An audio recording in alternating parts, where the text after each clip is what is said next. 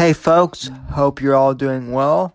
This is Sam, and I just wanted to welcome you to the second episode that I've posted to this podcast feed of the American Watchmen Roundtable. Yes, ladies and gentlemen, you are still listening to the Whitfield Report podcast feed, technically.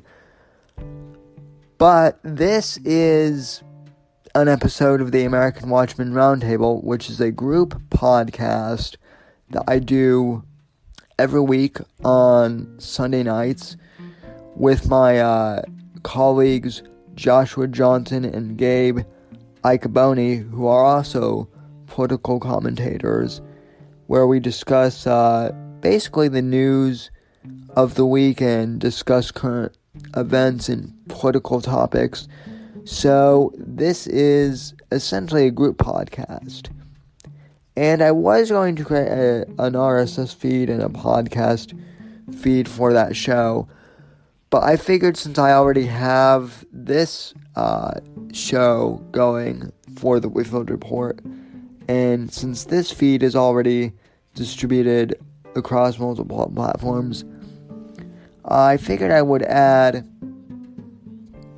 this show, even though it's a separate podcast technically, to the same feed as the Whitfield Report, if that makes sense.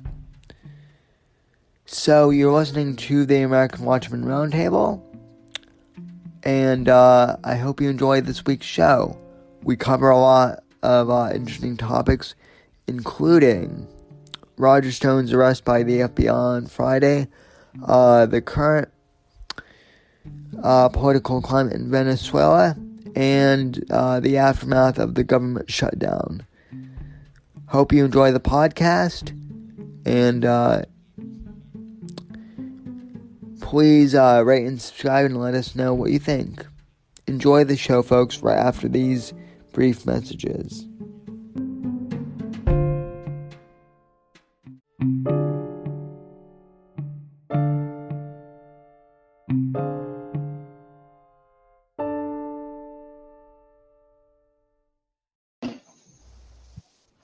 Alrighty, good evening, ladies and gentlemen, and welcome to the American Watchmen Roundtable.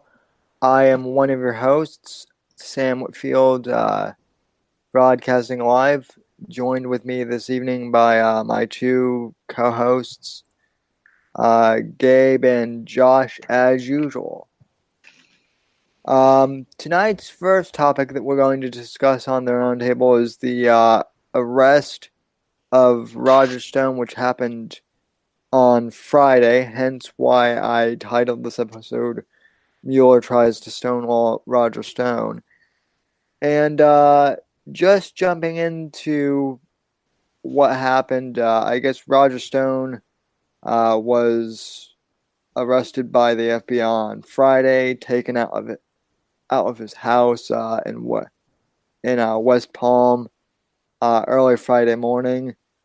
What's interesting and what really caught my attention about this, though, in particular, was the fact that this is a guy who was arrested on not even any conspiracy charges, as far as I know. More like it was just more like election related stuff, and yet they brought in a full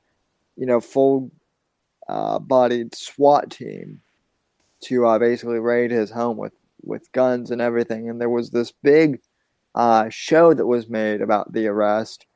And also, coincidentally, we've since found out that there was a CNN reporter who just happened to be in the area coincidentally at the time of Stone's arrest. So that's very suspicious to me. But in the meantime, I want to go ahead and open up the floor to either Joshua or Gabe and ask them, what's your thoughts on the arrest of Roger Stone? I just want to give our viewers a bit of background information that I have kind of been following on this. So as I understand it, the basic charge against him is that he was not colluding with the Russians, but that he was colluding with the people at WikiLeaks who had either hacked or at least gotten a hold of Hillary and the DNC's not Hillary's emails, the DNC's emails, and began releasing them. And the quote unquote smoking gun, if you will, in this is an email that he sent to another Trump campaign official who's not been identified by the investigation yet. Like they've identified, they know who they think it is, but they've not told the media yet, so we don't know. But the general consensus seems to be that it was probably Steve Bannon, according to what I've read. And so Stone sent this email to Bannon, or who we think is Bannon, who the media thinks it's probably Bannon, saying that WikiLeaks is going to be dropping a few more bombshells in a couple of weeks on a weekly basis. And the charge is that based on this email, that's proof that Stone knew that WikiLeaks had more and they were planning on releasing them on a time schedule, and that he must have been in on it. And it doesn't really make sense because if you remember correctly, and maybe some of our listeners or you guys already remember, Julian Assange actually came out at the time and said he was going to keep on making weekly releases of the DNC emails until the election. And so it seems that Roger was merely reading the news and then told Bannon what he saw in a newspaper, and that's supposed to be the smoking gun. And that's what I know of it. But I just think that's some interesting background for our listeners, because the charge is incredibly weak and has nothing to do with Russia to begin with. But then when you actually find out that it looked like Stone may have just been saying something he saw on the news, it becomes really quite troubling to think about why he was arrested this way. Well, what strikes me, Josh, it's interesting that you bring that up. I was listening to the Dan Bongino podcast from Friday, and they were discussing, Dan and his on-air partner / sidekick / whatever you want to call him, they were discussing how the timing of this is too it's too convenient to be just coincidence that this happened, because I guess Mueller, as usual, hasn't really found anything substantial to try and tie Trump to any Russian collusion thing, and so he needed to produce results. And so in my view, and in the view of several other pundits, this whole arrest was more or less for the cameras. Specifically, I want to go back to the fact that this CNN journalist just happened to be in the area when Mueller's FBI team arrested Stone.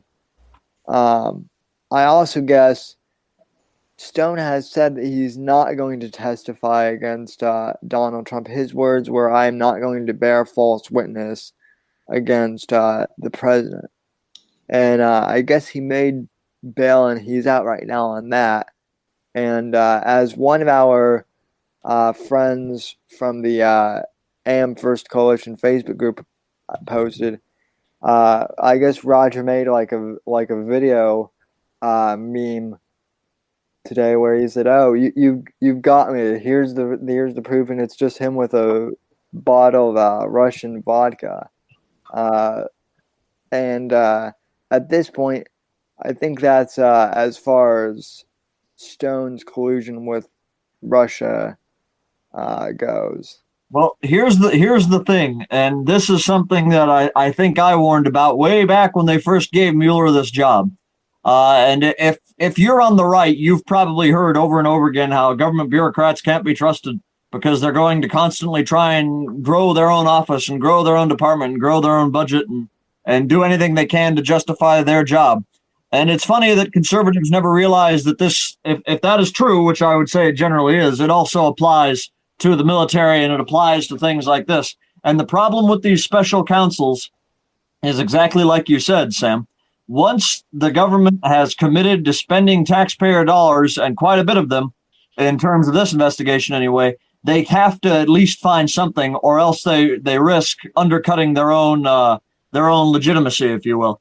So what happens, and this has happened in almost every single one of these special counsels we've had from George Bush onwards. You appoint some guy who goes in there and he spends forever basically looking and looking and looking for anything to justify all the money they've spent on this. And it ultimately comes down to a very underwhelming case committed by a marginal official who may not have, who's not even within the president's inner circle. Stone's slightly different because of his relationship with Trump, but generally, and the thing is, even though he is a close advisor of Trump's, he's not held any post within the government, like in many of the other cases I'm thinking of.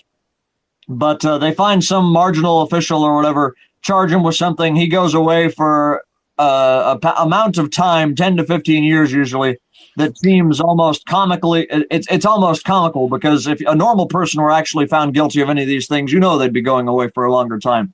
But like you said, this is all for the cameras, so they give them a little cushy sentence of 10 to 15 years, and then about 5 or 6 years down the road, after a new president's come in and the media has kind of forgotten about this and the people have forgotten about it, they'll pardon them, and the political class, the member of the political class, will strut out of his gilded cage and rejoin his peers.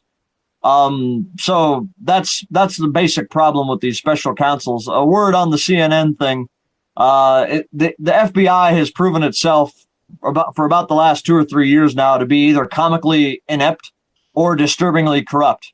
It's certainly fallen quite a bit from the days of J. Edgar Hoover, and I don't have too much faith in them. I veer between questioning whether or not the leadership of the Federal Bureau of Investigation has become disturbingly partisan, or if they really are all just that bad at their jobs.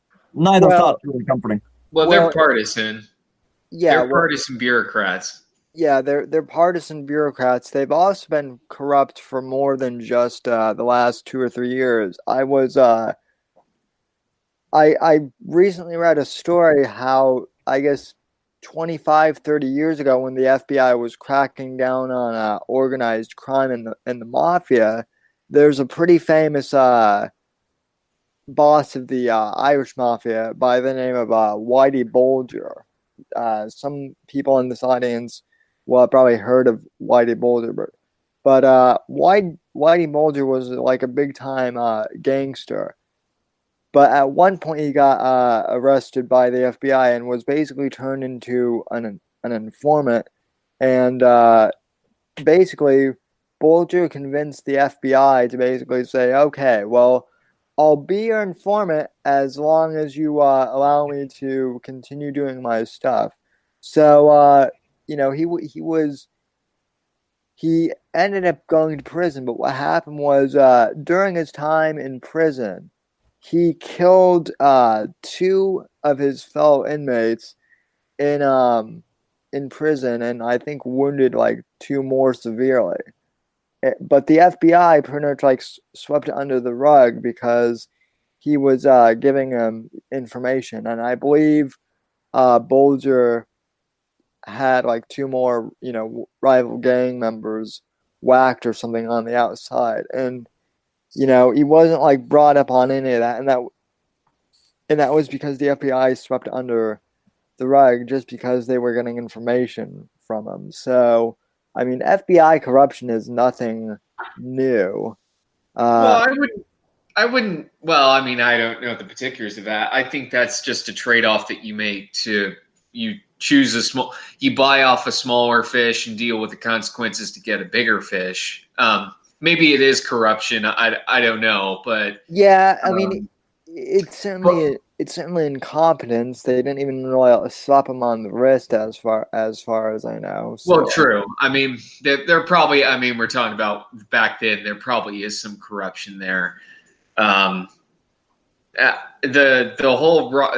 whole Roger Stone thing. It's interesting that there's no mention in the indictment of that collusion with Russia or even collusion with WikiLeaks is a crime, because that hasn't even been established yet. So this goes to like what Josh mentioned about before, which is how grand juries have to justify their existence.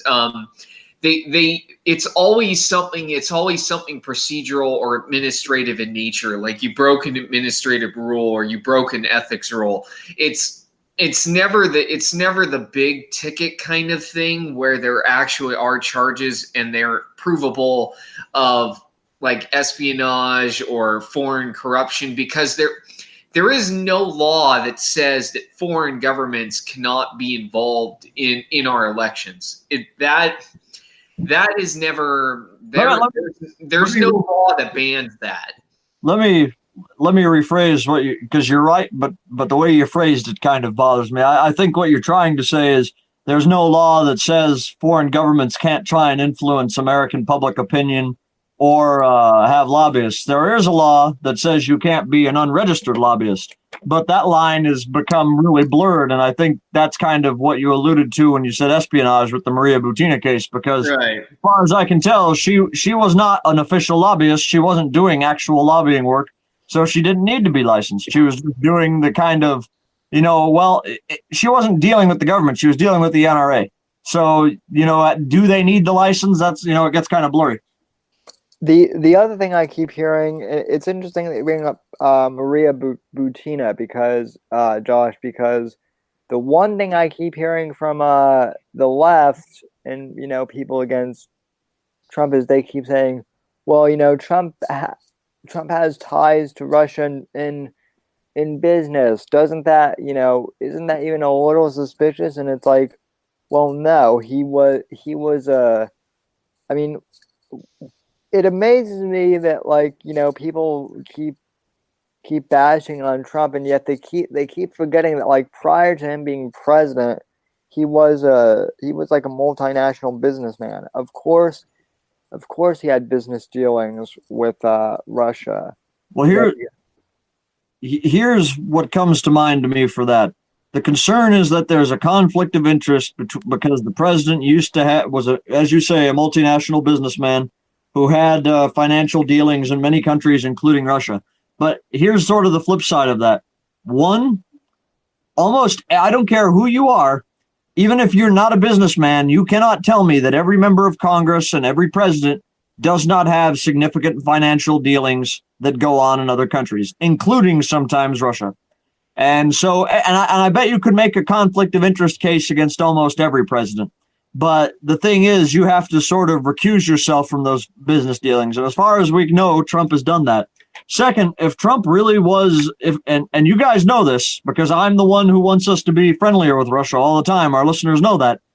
And I've criticized Trump quite a bit for this. If there is an actual conflict of interest there, then why on earth has Trump been harder on Russia than not Trump per se, but the Trump administration? Why has the Trump administration been harder on Russia than almost any other presidential administration in our lifetimes? And why is Trump appointing hardliners to be our new ambassadors to Venezuela in the little kind of I don't really want to call it a conflict yet, but the kind of the situation going on there?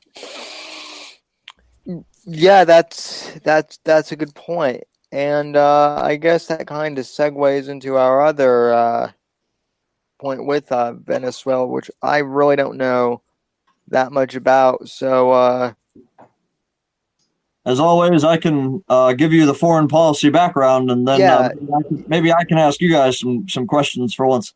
I normally do that. So basically, I'll give you the long and the short of it, kind of like I did on Ukraine a while back. So in Venezuela, as our listeners probably know, in 2013, Hugo Chavez died of a battle he had been having with cancer. And his vice president, Nicolas Maduro, took the helm. Maduro's only previous job, which I think is worth mentioning because it sort of gives you an idea of the competence of and I'm not saying normal people can't do jobs, but jumping from being a bus driver to vice president. No, he was a bus driver, foreign minister, vice president, and then president of the country. So that was his only previous political experience. He had been a bus driver, and he was a rising member of the union. And so that was how he came to Chavez's attention. But anyways, Chavez dies, Maduro steps in. Venezuela under Chavez had been pushing through some pretty out there social spending. But for a while it was able to work because what Chavez basically said was, look, we have the largest oil reserves in the world. I'm going to nationalize all of our oil companies and we're going to pay for all of this with oil, which works for a little while until, of course, the oil market's not doing so hot, and then you realize that you don't really have much money. So the problem was essentially that he was using a finite source of wealth instead of creating wealth. And the thing is, in and of itself, that was a big mistake, but it doesn't really fully explain the problems Venezuela has, because as our viewers or listeners might also notice, Venezuela didn't really have the mass starvation and mass unrest going on in the streets until a few years after Chavez dies, which brings us back to Maduro, who, while Chavez was a socialist, Maduro is a flat-out hardline communist. He has openly compared himself to Joseph Stalin. He has made jokes about his hairstyle, his mustache, and his swept back kind of, I don't know what the term for the style of hair he wears is, but it looks like Stalin, and he's made comments to the effect of saying that's intentional. And he has nationalized far more than Chavez ever did. Well, Chavez nationalized the oil companies and a few energy sectors, and also did things in the line of universal health care. Maduro went out almost as soon as he became president and began saying, well, the oil markets aren't doing so well, which means we're not able to spend as much money to give people quite as many. They don't have as much money to spend anymore. So we're going to go ahead. We're going to nationalize everything, and we're going to implement price controls, and we're going to try and basically take total control of the economy in order to try and band-aid over the growing problems of not being able to fund everything with oil anymore. And so that's when you begin seeing the Soviet-style shortages, where people go to the shopping market in Venezuela and there's no toilet paper and there's nothing to eat. And the so-called Maduro diet, as it's called down there, starts to kind of get going. And in spite of this, amazingly enough, Maduro has been able to maintain a certain popular amount of support, even though the media in the U.S. portrays it as being almost all of the people against him. Anybody who knows how government works knows you cannot have a 0% approval rating and stay in power for as long, with all the problems you have, as long as this man has. You have to have the support of a certain segment of the population, plus power structures like the military within the country. And so Maduro has been able to win elections, which were they're not rigged, but and they're not exactly fair anymore like they were under Chavez. Under Maduro, there began to be a lot more. It was biased in his favor, if you will. Let's put it that way, without being flat out rigged. So for example, all of the media was pro Maduro, because all the media has been nationalized down there. It's all state media, and things like that. And so, it wasn't with Chavez. With Chavez, he did not nationalize everything. And so, for example, in the coup that happened against Hugo Chavez in 2005, if you flipped on a Venezuelan news station, there was about a 50-50 chance that you would see stations supporting the government, and then there were stations that were still privately owned and that did not want to support the government. And so the news coverage was overwhelmingly anti-Chavez in 2005. And in 2005, the military coup, Chavez was taken on a helicopter to a military base, and what ultimately saved him was just like Erdogan in Turkey. His supporters came out in the street and basically said, we won't recognize the new government. And after that, he started to get even more radical, but still nowhere near as far as Maduro. And so anyways, back to my point. With Maduro, the country is it's deeply divided. And now the opposition party, which won the elections for parliament this last year, it's kind of funny. It's sort of the same situation we have in America, kind of, because the people elected Maduro to another term as president, but at the parliamentary level, the opposition managed to win a majority for the first time since Chavez was elected president way back in 1999, I believe. And so the new parliament has, after that, Maduro began trying to govern by executive order, which didn't go so well, and the government began to become even more dysfunctional. Which brings us to today, where the Speaker of the Parliament, whose name I'm going to butcher, but I think it's Guaidó. It looks like Guaidó, but anyways, he has declared himself as the new president, declared that Maduro doesn't have the authority to govern, and at least half of the population is with him, and understandably so, because they're starving and there's no food. And what food rations there still are, the PSUV, which is Maduro's party, only gives out to people who are still supporting the government. And it gets dicey because the military has come out and said that they're going to stand up for Maduro's government until his term is out, at least. And that brings with it the possibility, if tensions keep escalating and nobody reaches an agreement, it risks the possibility of a civil war, which I think would be disastrous for America. But now maybe you have questions, or I have questions. I don't know where we want to go from here. Well, I keep hearing, from neocons about, oh, we need to either intervene or we need to back, the rebels against Maduro. Now, I'm not saying that Maduro is a good leader. It kind of seems like he's kind of he's incompetent, and he got his job because at the time Chavez died, he was the most loyal person in Chavez's cabinet, and the way he came up just speaks to that fact, because you don't go from being a frickin' bus driver to being the head of a local party district to being the head of the union to being the foreign minister to being the vice president without being fanatically loyal, and that's what he was basically known for during Chavez's life, and so that's basically why he got his job. It kind of seems like it would, it kind of seems funny though if that were the case, like if he were like a bus driver or something. Well, that was his he boasted about it in his inauguration speech. I was a humble bus driver, and thanks to Chavez, I got all these government posts, and now I'm your new president. And when he was first elected, he was basically elected to be another term of Chavez, and then he quickly turned to full-on communism and has begun openly comparing himself to Stalin and doing things like that, which I've already sort of mentioned. But he's a far different character. For example, I'll put it to you this way. When Chavez was president of Venezuela, you could go into Caracas and you could get a McDonald's. You can't do that anymore. Not just because there's no food for the McDonald's to sell you, but because the McDonald's doesn't exist. It's been taken over by the state. And the reason Maduro kept on doing that is because people were reliant on all this social spending, all these poor people, because Venezuela the majority of people in Venezuela were poor before Chavez, poor during Chavez, and now poor during Maduro.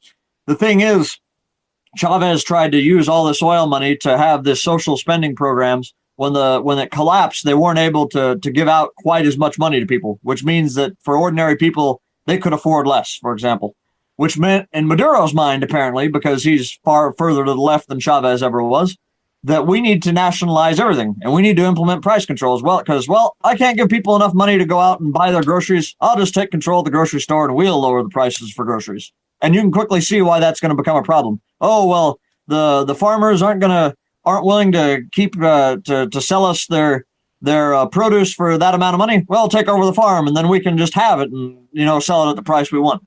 So that's sort of how it domino effect into it. After Maduro became president, it quickly became a domino effect of the government taking over more and more and things failing at an ever increasing rate. Kind of sounds like the Democrat Party if they had their way here. But I mean, all jokes and slights aside, it just does. It's still, no matter how bad Maduro may be, and believe me, he does seem like a piece of work. The neocon argument that we need to go in and somehow like back rebels or take out Maduro itself is that's a big no-no. Just because anytime we seem to intervene in these conflicts, we inevitably make things worse because we create a power vacuum. Here's the thing, and if our listeners probably have already reached this conclusion, but communism does not work. And so I understand that it's sad what the people of Venezuela are going through. I feel bad for them. But ultimately, it's not our government's job to improve their lives. And the thing is, as we're sort of starting to see, they have the power to improve their lives if they want. Communism is going to collapse there one way or the other. It might be bloody, but the thing is, if we start arming one side or the other, for example, I'll put it to you the way I think it would happen. Let's say that tomorrow, the government that we recognize, the transition government, decides that, we're going to use force to take Maduro down because he's not stepping down yet. And it's not come to that point. They're trying to negotiate, but I'm afraid if we keep pushing, it's going to come to that. But let's say they did. Let's say they took up arms. First off, where are all these people going to get their guns? They don't have any. There's gun control, hardline gun control in Venezuela. And two, the military in Venezuela, it's a Latin American country, but against unarmed people or people who are even moderately armed, it's still pretty powerful. They receive quite a bit of military support from Russia, China, and Iran. And so, and when I say support, I mean they're getting equipment and they're getting money and things like that. I'm not saying that Russia is going to intervene here like they did in Syria, because that wouldn't happen. But if it came to open conflict, the rebels don't stand a military chance. And if we were to intervene on their behalf, we could extend the war, but it's not going to lead to them winning the war, not unless we went out and flat out invaded the country on their behalf.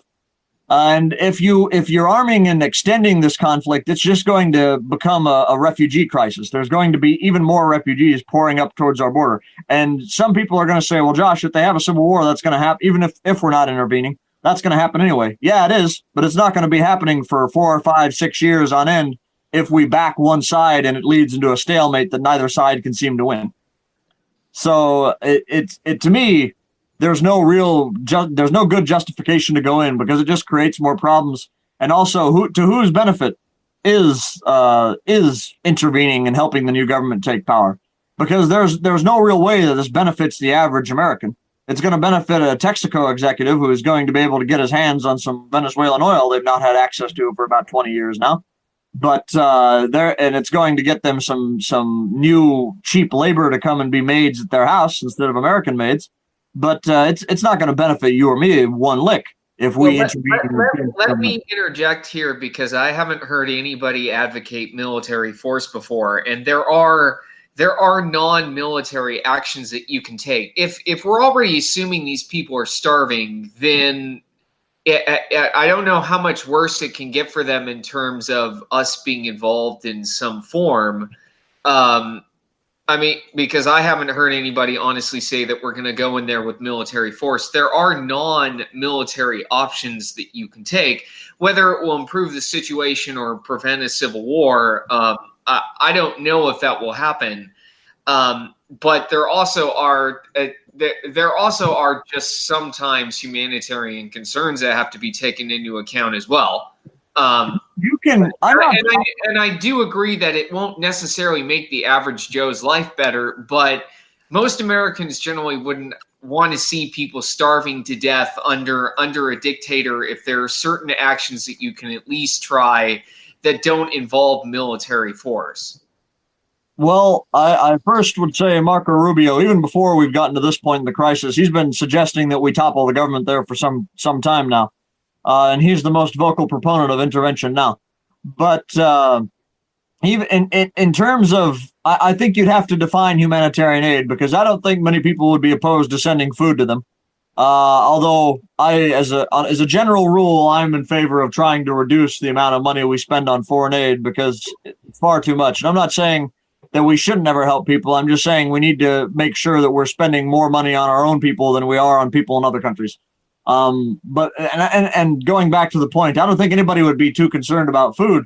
But when we're coming to the kinds of aid that people are discussing sending, if it does come to a conflict, it's usually weapons and it's fuel and it's money to help fund a war. It's not so much food for the ordinary people. It's sort of the same kind of failed strategy we've seen them try in Libya and Syria. Well, and I mean, not to be this guy, but in order to get the food to the actual people, a lot of these countries, you do actually need the military to go in there and help make sure that it gets to the people. That's the problem in Africa. You can send crates of food to Nigeria or whatever, but usually what's going to happen is all of that's going to end up in the presidential palace, and it's like, oh, free food for me and for my soldiers, none for you guys. Exactly. It becomes a political tool, like what food there is in Venezuela. The PSUV, which is the ruling party under Maduro, has they've had a program for a while now. It was started under Chavez, and it was originally funded with oil, but you can apply if you're a party member now. It used to be everybody. But under Maduro, they've changed it to only members of the party, so only supporters of the government get them. But they'd give out I believe it's either once a week or once a month, And I think it may have used to have been weekly, but then they went to once a month as they began to run out of food, and so the boxes became slightly bigger. But they would give you free food basically, and it's been weaponized under Maduro for the last several years now, with the PSUV basically saying, "Well, you're not a party member, you're not a supporter of the government, so we're not going to give you any food." Indeed.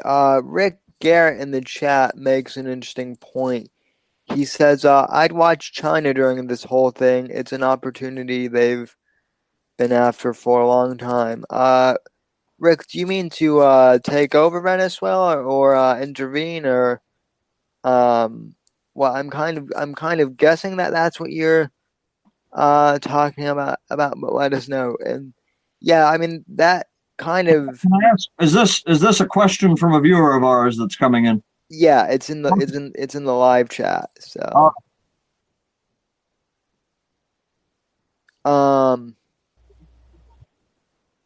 he's saying I can clarify.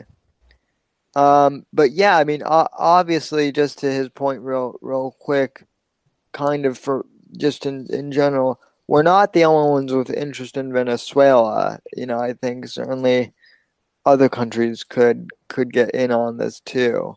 Here's the thing.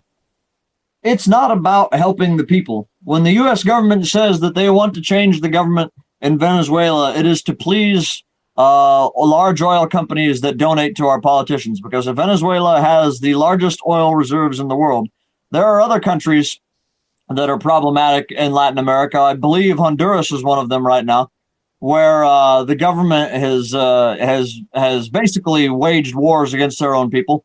But there's no oil to be had in Honduras, so nobody really cares.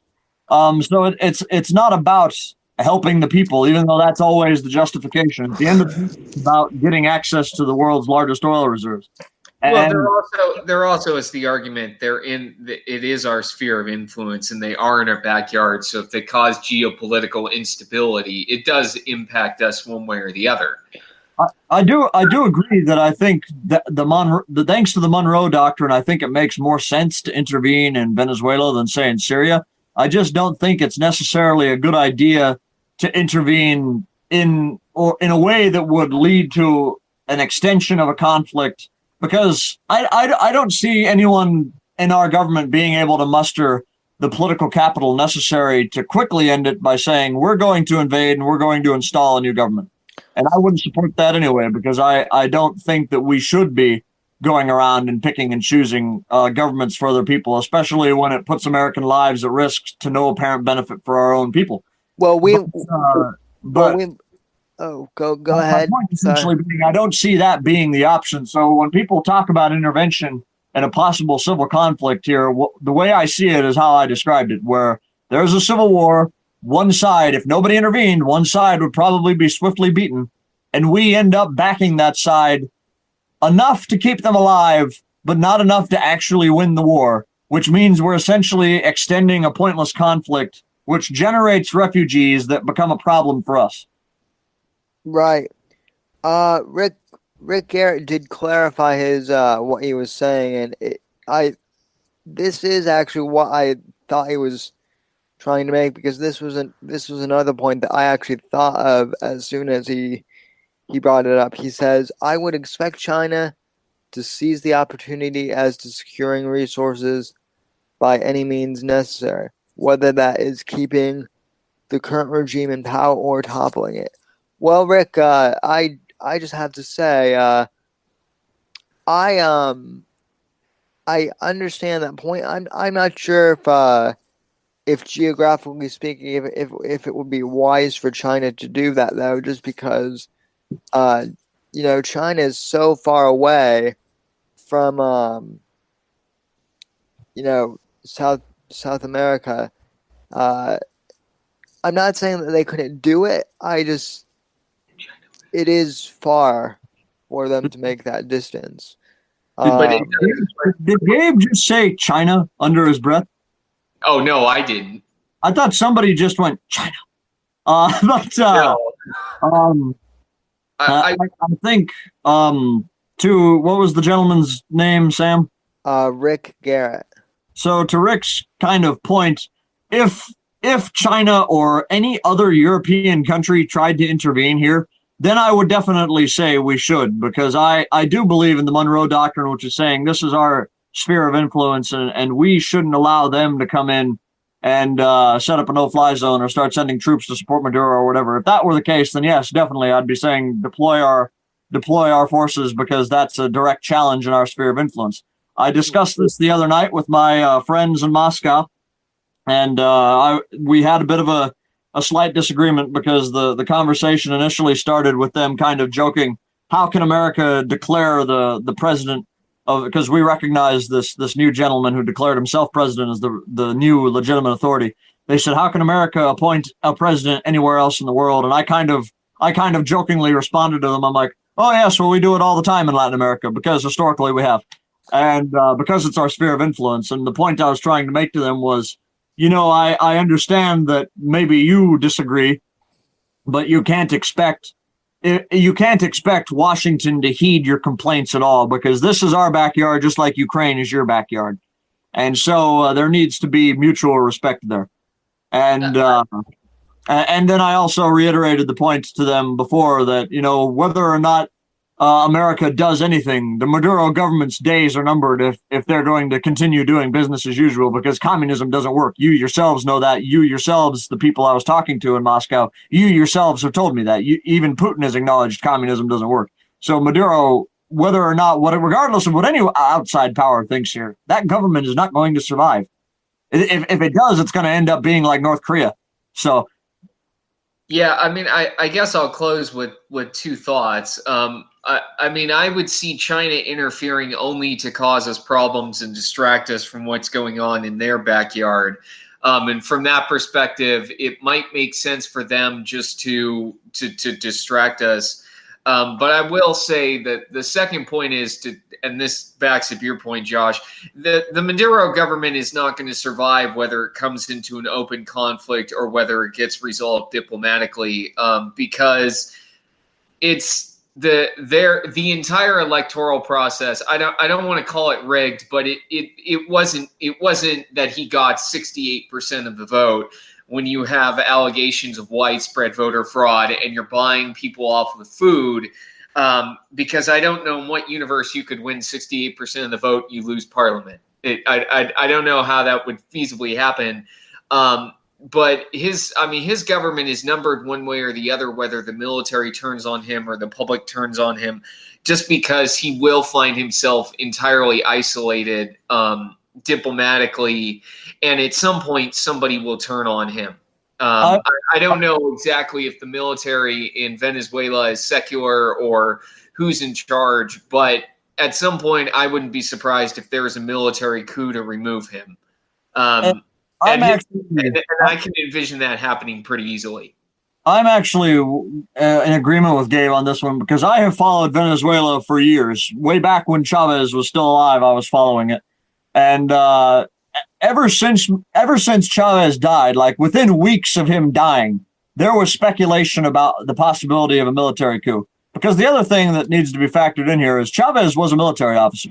He was a paratrooper colonel, I believe, and he actually did try to take out the government in a coup of his own back in the 1980s. It didn't work, and he went to prison, and that's how he rose to prominence and was able to come back in 1990 and win an election.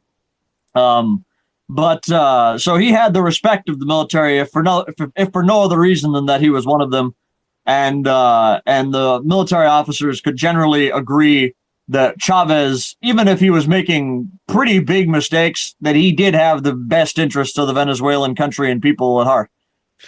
Maduro, you can't very well say that at this point, because the man has, ever since he began losing ground in Parliament, which was fairly early on, he has become, and also with the comments comparing himself to Stalin and just becoming more and more openly communist, he has basically made it clear that he's in it for the power and he's there to stay in office no matter what.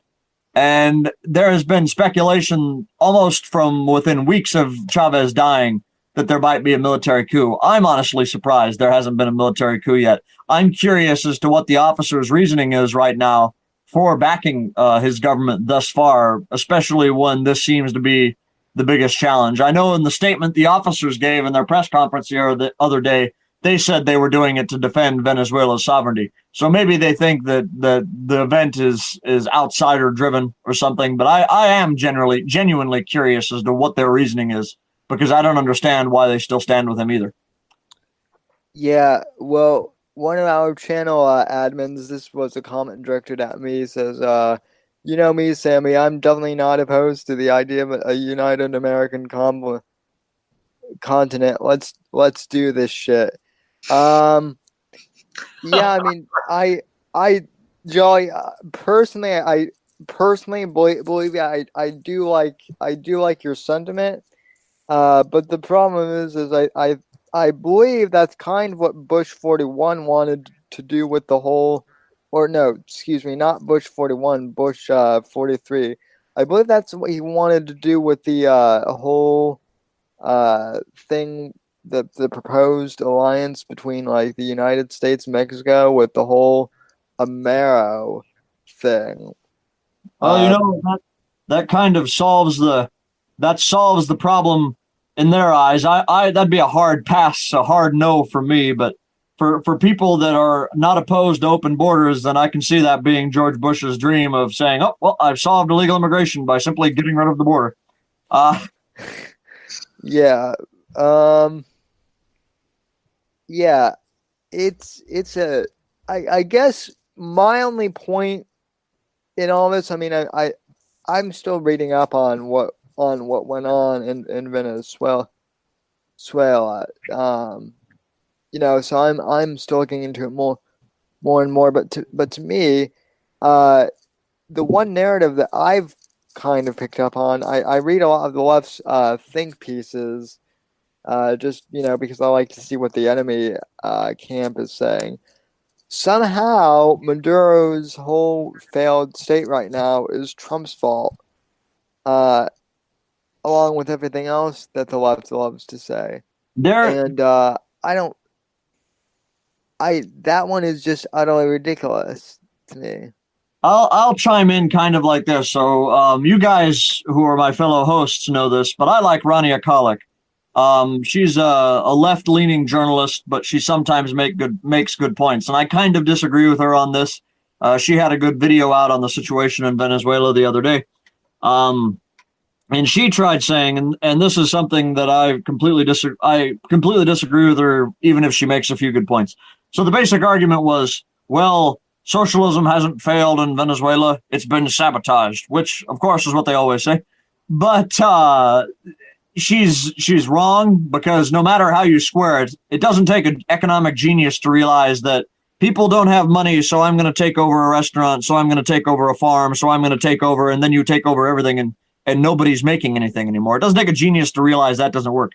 But she's correct in so much as that we have certainly made problems that are worse with sanctions. For example, you hear about Venezuelans not being able to have access to some medicine and drugs they need.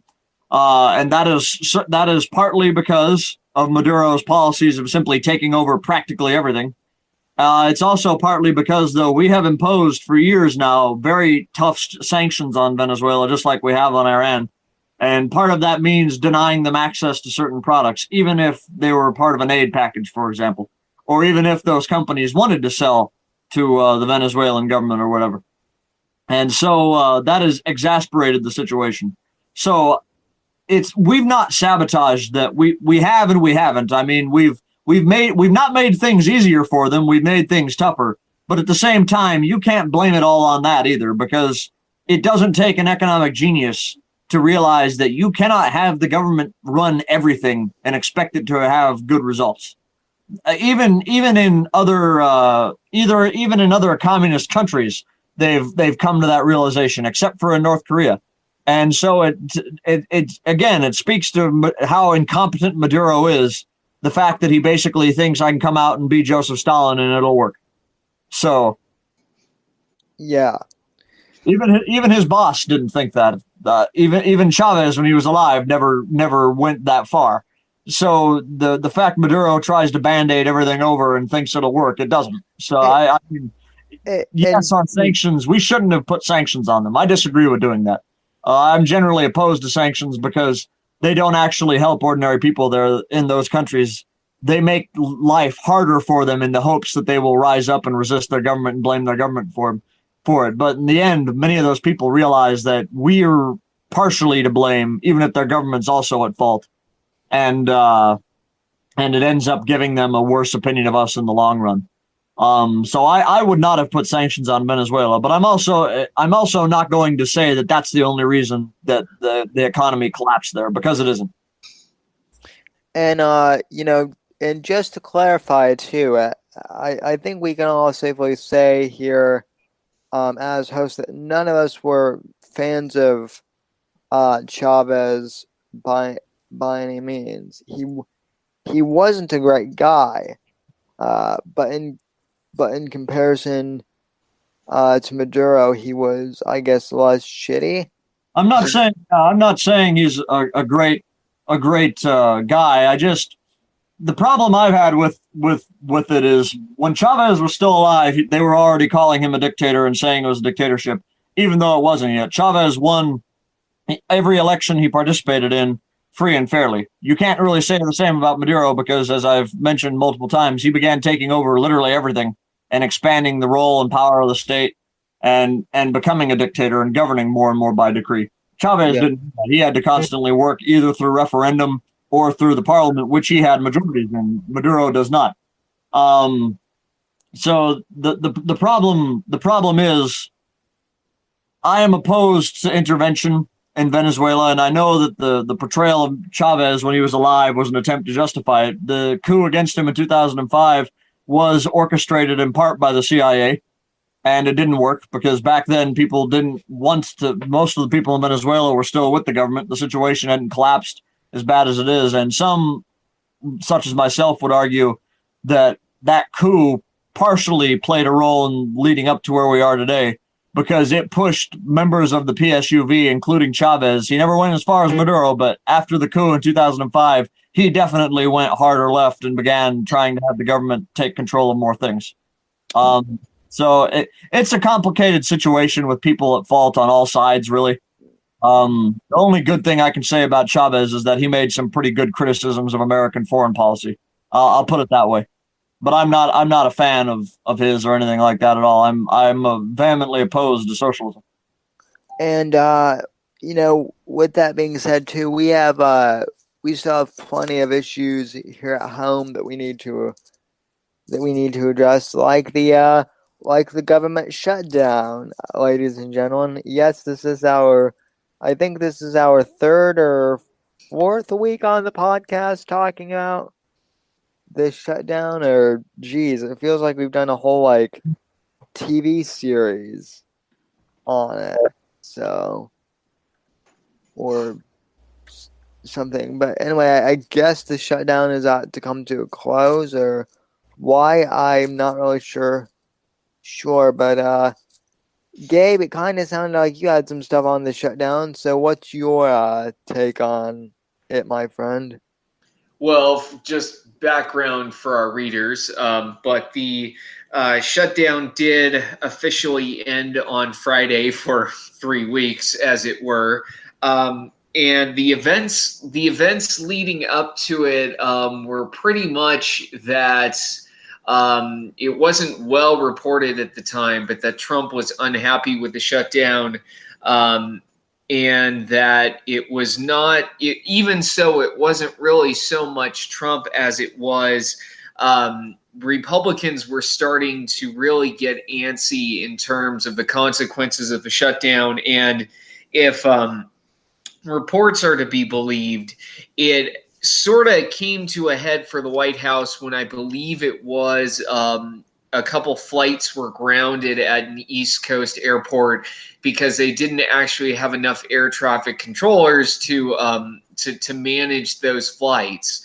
And the running joke for the shutdown has always, or at least from my perspective, what I've heard is that as soon as air traffic controllers pretty much walk off the job, or or planes can't take off because they don't have enough air traffic controllers, the shutdown will end. And it turned out to actually be the case.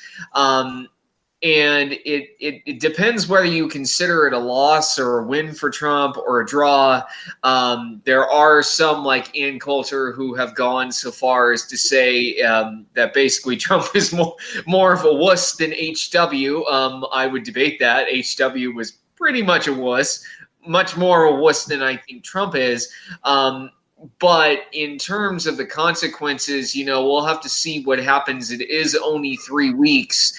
But the question will be in 3 weeks whether Republicans are going to be any more unified behind fighting over a wall than Democrats are. And right now, considering what has happened over the last few weeks, I would say I'm not too optimistic about it, because the one thing that's clear is Republicans are not united behind this idea, and they're not united behind kind of this American first agenda, whereas Democrats are united behind the idea of we don't like a wall and we don't want a wall. And you can say that Democrats supported it in the past, and they did, but fair is fair in politics, and until Republicans actually come up with a strategy or get behind Trump, there's not much.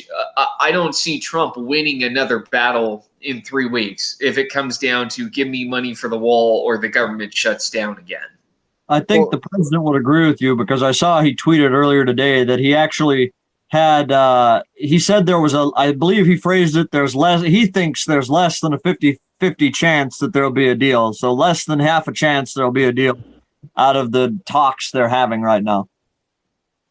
Well, and I guess to that point, I guess I would add, I think the comments about him being George H.W. Bush, read my lips, no new taxes, this being another episode like that, I think those comments are a bit premature, although I think the risk is very real, because if he does totally end up caving on it in 3 weeks, I think it would more or less be the end of him with his base. Because a lot of us, myself included, are upset about the shutdown coming to an end. I know my initial reaction to seeing him tweet earlier this evening was, well, why did you end the shutdown if you don't think there's a chance for there to be a deal? And I think the risk is real, but I think those comments are premature at the moment. We'll have to see what happens in 3 weeks. If there is no deal or consensus at the end of these 3 weeks, I think Trump needs to declare a national emergency and try building the wall that way. And the most likely outcome of that is that he's probably going to have that shot down in court. But at that point, at least he can say, look, I've played every card I had. I've tried everything I can possibly do. And here's what happened. The court shot it down, and that would galvanize, I think that would galvanize the right to basically go into 2020 saying we need to win this because we need to accomplish judicial reform, and we need to accomplish it now. Because until we do, we can't do anything at all, it seems like. And that's not new with the wall. That's been something from almost day one with the travel ban, with everything. The courts step in and try and overrule the president.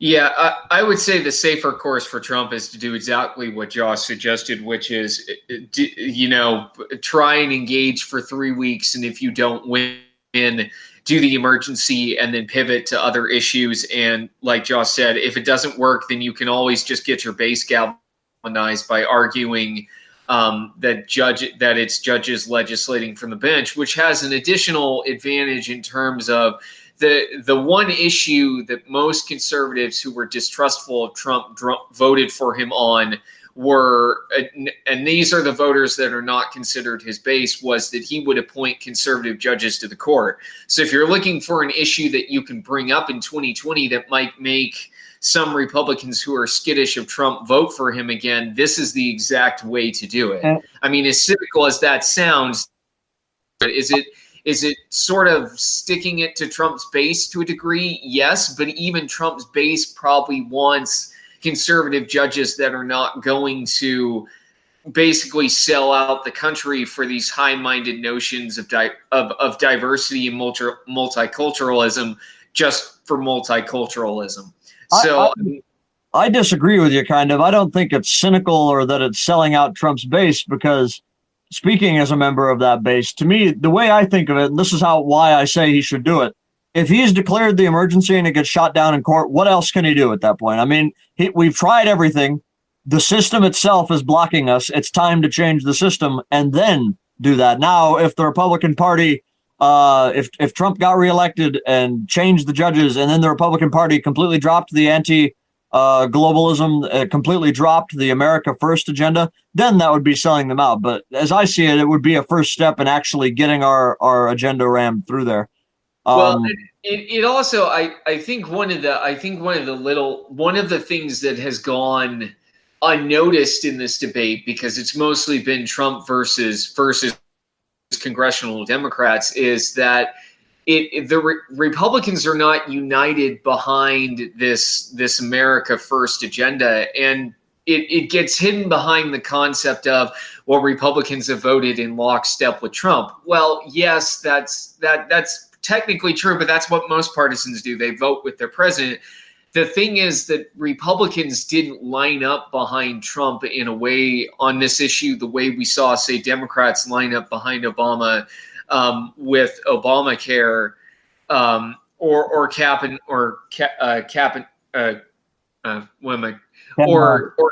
the climate change legislation. It died in the Senate. It didn't die in the House, but it points to a Republican Party that is still going through, this is your favorite word, Josh, realignment. And so that realignment has not completed itself. So there are holdouts within the party that pop up during debates like this, where you need every vote that you can get, and Republicans don't have every vote you can get. Democrats, meanwhile, have every vote they can get because they're completely united behind the concept of walls are bad. This is slightly off topic, but it's still germane, and I just wanted to bring it up because I think it's kind of funny. But going back to Ann Coulter's George Bush comparison, if anything, the way it's sort of looking, and this ties into, the risk is real, but right now I think it's premature, especially when, if you look at the way it is right now, it looks like, if anything, the third-party independent spoiler will hurt Democrats more than us. Because I don't know if you guys have seen it, but the CEO of Starbucks came out this evening on Twitter and said, I'm interested in doing an independent centrist presidential run. Yeah. And Democrats freaked out. The Democratic consultants freaked out because that has the possibility to suck more voters away from them than it does the GOP. And going to my favorite word, I actually think that kind of candidacy might just help us a bit more in terms of realignment, because it would demonstrate that the suburban voters are going to this guy and he's sucking most of his support away from the Democrats. So it would be, I think it would be beneficial to the realignment, not just the realignment, but also helping us win the White House again. Yeah, I did hear that Howard Schultz is his name, that he was thinking about mulling a bid. I don't think he'll honestly do it, but I do think it points to how decent a shot Trump actually has at getting reelected. The wall debate, government shutdown aside, because there are as we've discussed, there are multiple ways that this can be played where Trump doesn't come out as damaged as I think he's portrayed as. Do you have any thoughts, Sam?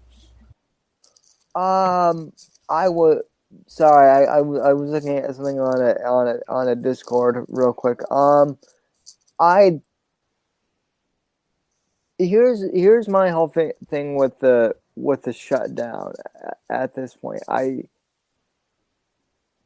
Here's what I've asked people is, other than the government employees, and even with the government employees, I would ask, how much has your lifestyle really changed because of this shutdown? Right? We keep hearing about government workers starving and whatnot. Yet supposedly, I was just looking at a whole bunch of, I wouldn't really even call them memes, although they were in that format. Basically, they were all showing examples of all these restaurants and private industry places, offering discounts and food discounts for for government workers. As I said last week, I really don't have sympathy. I have sympathy for like mailmen and government workers that actually do stuff, but like DMV people who just sit behind a desk, are bureaucrats anyway, and so I don't think the DMV office is closed down. That's a state level. That's I don't think the DMV people went out. I think maybe you're referring to people sitting at their desks up at the Hoover building for the FBI. Well. Okay, yeah. So I have disdain for people at the state level too. Let's be honest. But also, like, bureaucrats. Basically, what I'm saying is, the whole narrative for why the shutdown is bad is because supposedly government workers are all starving, right? When clearly we've seen the free market kick in. And again, Josh, I know that you're not as much of a free market guy as perhaps I am, but this is an example of the free market kicking in ironically to help government workers. And so, my whole thing is, if the left wants to use these poor government workers as an example for why the shutdown is bad, then I think that's going to be hard. So I'm just to clarify, I'm not so. Everybody portrays me and Tucker Carlson and Steve Bannon as being against the free market, and I think I think you can say fairly that there's people falsely conflate capitalism with the free market.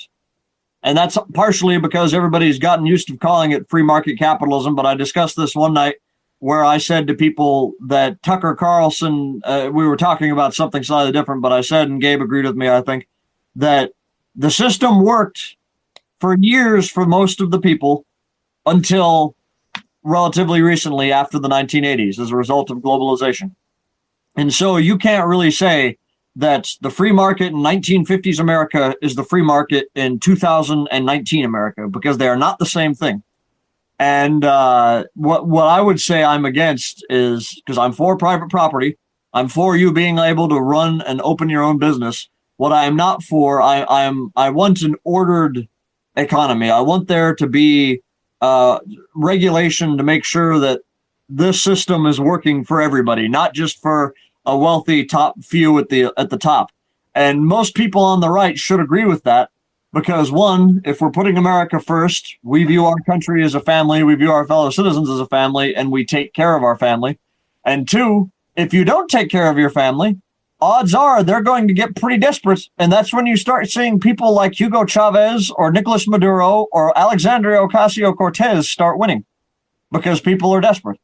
So that's my whole shtick. I'm neither left nor right on that one. I'm like Father Coughlin in the 1930s. I'm against capitalism and I'm against socialism. I'm against them both. But that doesn't mean I'm against private property or against people being able to own a business either, because that's not accurate for my views. I'm more of a corporatist, you could kind of say, in the classical Catholic sense of the word. So that's a discussion for a whole nother time. I don't want to get us derailed onto that. Maybe we can do another episode on that one. Yeah, but, I think for now it'll be interesting. It'll be interesting to see what happens within the next 3 weeks, and then if the government shuts down again. I mean, here's the thing, going back to the whole government workers thing. I think they're going to get overpay time, right? Exactly. Because of this. So my whole point is despite all these sob stories that you've heard, they're not hurting as much as people might think. So I think that kind of played a part in the way I see that affecting Trump's decision. Is I honestly think, and I know I haven't discussed him yet, but Jared Kushner has given President Trump terrible advice basically from day one of his presidency, because both he and Ivanka are internationalists and they're both globalists. And Steve Bannon, part of the reason he was finally forced out was because he kept on challenging Kushner too much, and he's the president's son-in-law, so guess who he's going to side with. But from what I understand, in addition to Gabe's points earlier about the air traffic controllers, Kushner was basically pushing Trump hard to end the shutdown because perhaps, just like with Syria, Ivanka saw some people crying on TV and, well, we can't ever have that happening, so. But Ivanka's also a millennial chick, and they get hypersensitive with seeing. I don't think either of them should be in the White House. I think if Jared wants to be involved in this administration, the best thing he can do, because it seemed to be his original thing. He wanted to do foreign policy, so he could focus relentlessly on pursuing a Zionist agenda in the Middle East. But if he wants a role in the government, I will gladly send him to Jerusalem, and he can be the permanent ambassador to Israel, and we won't have to deal with him giving terrible advice on immigration or anything else in the Oval Office anymore. That sounds pretty good to me. I mean, why Ivanka even had a job in the White House is beyond me. I remember during the Trump campaign, she said something like she didn't want a job in the administration at first, and of course that was back when during the primaries when people were interviewing the Trumps, and almost no one thought that Trump actually had like a good chance of winning back then. It's kind of symbolically fitting because the Trump family almost seems to have the same divisions that the Republican Party generally has. Because Jared and Ivanka are more of the suburban kind of. I know Gabe doesn't like my bad mouthing them all the time, but they are from the more kind of suburban business kind of class of the party. And that's where their interests lie, and that's what they've kind of advocated for, and that's ultimately what we saw with the Bannon power struggle in the White House. Because if I recall correctly, I think one of the final straws was he basically used some pretty, let's call it impolitely blunt language towards the president's daughter, and that was basically I think one of the kicking points at that point. And it's unfortunate, because ever since then, it seems like Trump's been getting terrible advice from his daughter and his son-in-law, and it would be much more beneficial, I think, if they went somewhere else and we brought Bannon back as an advisor, because he's much more in tune. I think Trump's instincts on the base, but I mean the presidency, and I'm not just saying this about Trump. I'm saying this about any president, but the presidency does not seem like one of those things where nepotism is necessarily a good idea. You know what I mean? It just. I'm not opposed to having your family in office. I'm opposed to having your family in office if they give you bad advice. And I'm sure you can just say, well, Josh, that's just because you disagree with them politically. And I'm not going to disagree with you on that. That kind of is the point. But when you get elected on one thing and then you have, because they are your family, advisors who are for something completely different, then that's where I sort of take issue. Well, I'm a big fan of Huey Long, and his brother Earl Long was constantly involved in his political machine, and they were generally in agreement with each other on the issues. So I have no problem with your family being involved. I have a problem if you're giving bad advice and you shouldn't be there. Exactly. With that in mind, gentlemen, I believe we've gone like a good hour and a half now. So, do we want to? I guess any more topics we want to cover, or should we wrap this up? Mm-hmm. I have nothing else on my plate in terms of discussion. I'm just going to go ahead and say I think that Gabe is sitting down and eating something right now. I don't know. It sounded like right before you said that, it sounded like a plate in the background, and I'm like, he's eating dinner while he's on the podcast. That would be background noise, but it's not me. But I don't really have anything either. Although I do want to say I think it's generally our podcast used to be pretty short, and they've gotten longer, and I think that speaks well of kind of how meaty our discussions have become. if I can add that. Yeah, and I also think, I mean, look, we used to have it.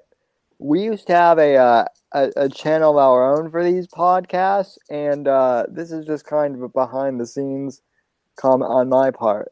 I lost the password for our channel. So my channel, the Whitfield Report, has 115 subscribers. So I think on one of our first podcast we did, I accidentally streamed the AW podcast to the Whitfield Report channel, and actually we got a ton of views on that one. So I've been streaming and also uploading the audio file to the podcast version for the Whitfield Report, and I think that's actually working out. So yeah, to answer some of your questions, ladies and gentlemen, that you have been tweeting, yes, technically this is a secondary. This is a different podcast that we're doing, but both of these gentlemen have been on the Whitfield Report. Separately and together, just under that show name. So if it helps you guys, just think of this as the Whitfield Report Sunday edition. If you guys need that in your heads who are watching. But anyway, yeah, I mean, we covered 3 topics tonight, so I'm happy. So,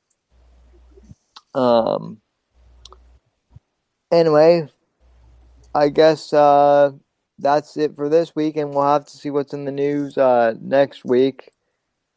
I also feel real quick. I feel like some weeks we have a bunch to cover, and then other weeks I feel like it's so slow that we just repeat ourselves, like last week. I kind of it happens, but I think the folks enjoy listening, so I don't know. I'll let you guys. I'll let the listeners comment on that. Yeah. Well, if you don't enjoy listening, then why are you here? I guess is my actual question. Do understand? We do our best, but we do our best. But even the best podcasts have slow weeks sometimes. So, but we'll also have to see how our download stats do on iTunes. But anyway, without further ado, ladies and gentlemen, I'm Sam Whitfield signing off. Josh, Gabe, if you guys have any final sign off points, anything you want to promote, feel free to go ahead. Other than we might be discussing the government shutdown in 3 weeks. No. No, all I will say is that in terms of the Whitfield Report, for those of you who were asking why didn't you do a podcast last night, it was because my guest canceled last night suddenly. All I will say is that for those who are curious, go out and check the Owen Benjamin porcelain documentary out on YouTube. I'll explain. Josh and Gabe, I'll explain what that is after we got off air. But anyway, thank you, ladies and gentlemen. Thank you for tuning in, and as always, good night. God bless, and God save this great nation.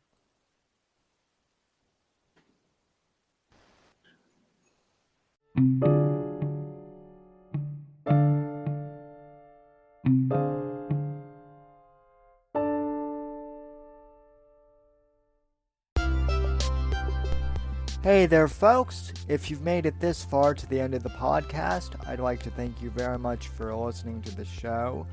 You are the ones that make it possible for me to make an income from podcasting, and I greatly appreciate that just by listening to our show.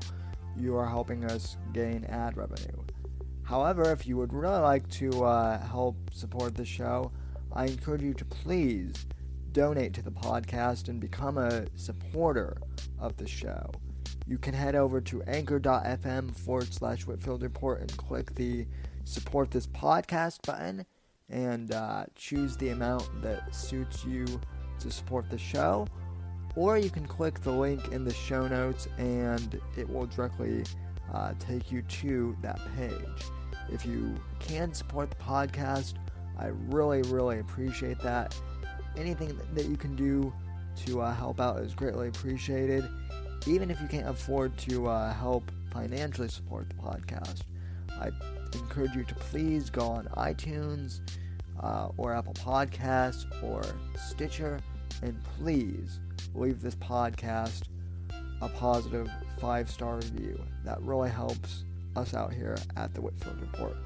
Thank you for listening, and I'll see you next episode.